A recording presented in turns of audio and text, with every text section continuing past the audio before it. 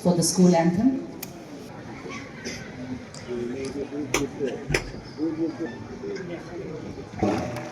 Sapong kiba lingkan kibagi kungataruk suba thauram haudok bagi maira chukat bina bagi namak ba Sir Professor Nomaitem Rajmohan Singh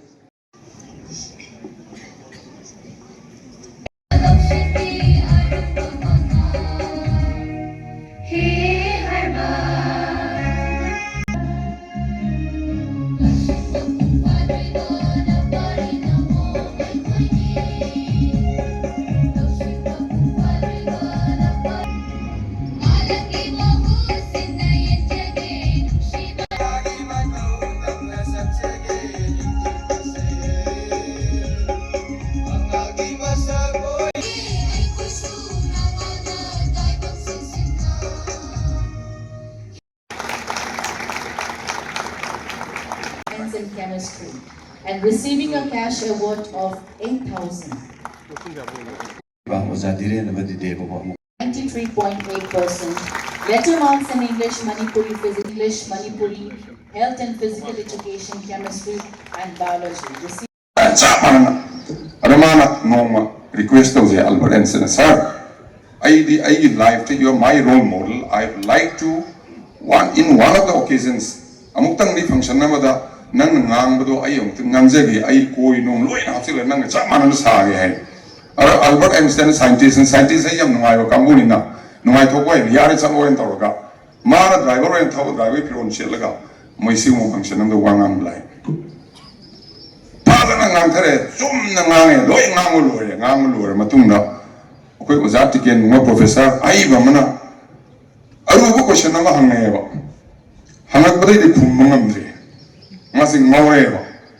Atau di simpah orang di tahu ini ado hangak ada masana scientist ini tahu ni kumangam ado i matam dura mana amaninga nang na hangiku question ni so simple so easy aina kumbai terkala itu maninga i driver lagi mau kuman gina.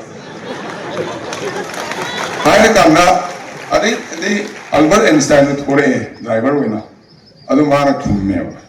It is how you focus, how you take decision, presence of mind. Ako ina tambiri ko kuting magse life ti apply tong na bane problem solve tong na bane mark pang na bagi thabak acho phangaga heng problem la kamda ai toksha lagi ai VC ojara roy ai English ki ojawa bana moi satra sing yang option nei high sien na ban natte we are preparing you, educating you to lead a meaningful life and also to let others lead a meaningful life. Wahan talk lai bakun siya may hingna ba. Kara mana doctor warakani, kara mana engineer warakani, kara mana social worker warakani, kara mana actor warakani, kara mana actress warakani, kara mana reporter warakani. But loy na magyawag ragadi ako'y samasi contribute to our samasi o biyan wayo. Aduna loy na mga. So what we can do? Ako'y laizari ba ako'y mayam na like Harvard School gumba. Wazasing na parentsing na ako'y angang na khwaidagi phazaba instrument na mapigay education is the only wonderful instrument which we can give to our children. Harbi instrument na warak pa nungai tawa tension lera kora apaba toning opening of they can play anytime any moment. Decision law the kangde, problem solving the kangde, communication the kangde. Loino ako'y so let us educate our children, our young minds to become a positive, good human being, and in turn they contribute to our society. Ako'y society si mama na pubada saruk yabang ang mamisak ko na ako'y semse angang singi mo'y fourth laite parents and teachers. It is our responsibility. Si mayam na apil tau sige aduga ay na Marui na satri ngasay ozana pathok pibla satri na masingi en mugum suai ozai mantan pathok pada adi oza masing suai ni soiram bai ubai tabai rakang le oza nupi na masing en musumale yaw bosu nupi sing na masing en mumale adu akoi na parent tamoy na nupi su nupa so satri su isa nupi su sab manana treat to buse akoi kra wale nupi masaw ni mung nuwangang na din ako mga atang nako nui tamon ngangi. Ako nang yaw ko no, ayaw na nupi sa singin to biro ko na we have stopped encouraging them to dream big. Other nupi masa sing na koi encourage to view high than I was a nupi sing, was asking parents sing that more let them have a big dream.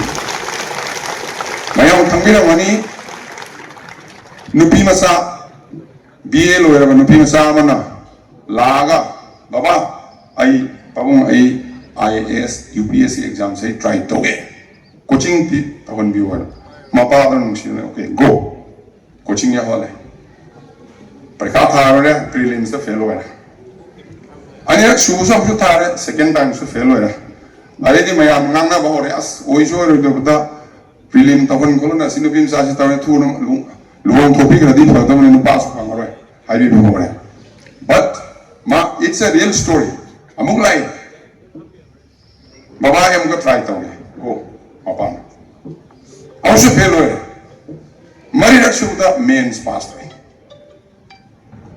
ado interview the yarotre manga raksu bada prelim mains and interview loine clear taroga she top 2024 gi UPSC exam top oi hiyo magi mami Shakti Dubey Google la tibio melang siniyong so in life there are no failures only lessons to be learned fail hai wala thumsi laite badana akoi angang singda madi ngamoroi madi oiroi adu tor no education na hai ba pochna koi manada khuding manhan ngam laira miso ma knowledge yaw be skill yaw ba educate oi biraba ayong nungai ba ham jaw oi pi hai dharma manada si ya legum imphal la leire na tra koi ga kungang na leire so adun education can only level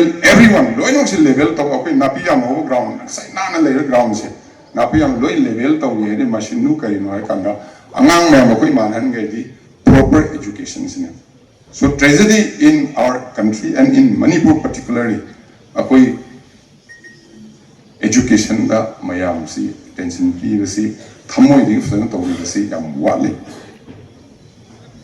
emotional involvement si aduna ID education is very dear to my heart I love it so much masai angang sing na hai nung shibagi lenong yinga when there is love all problems